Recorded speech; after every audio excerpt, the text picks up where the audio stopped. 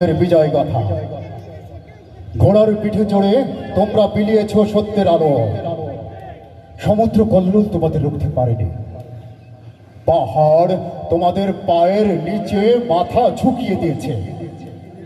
তোমরা একদিন মন্দ ও মিথ্যার বিরুদ্ধে রুখে দাঁড়িয়েছিলে। তোমরা এই শপথ নিয়েছিলে সত্য ও সুন্দর দিয়ে ভরে দেবে এই জগৎ সংসার। তারপর বৃষ্টি ও বন্যা এসে তোমাদের থামাতে চেয়েছে, সাইক্লোন তোমাদের পথ রুদ্ধ করে দিতে চেয়েছে, তুফান থামাতে চেয়েছে তোমাদের অগ্রাভিযান, কিন্তু কেউ তোমাদের থামাতে পারেনি।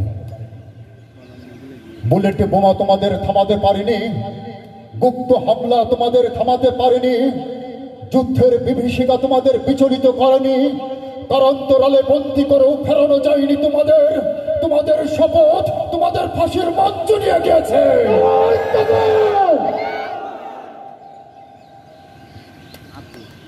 ইতিহাস থেকে যারা শিক্ষা নেয় না তাদের পতন অনিবার্য। ইতিহাস থেকে যারা শিক্ষা নেয় না তাদেরকে পালিয়ে যেতে হয়।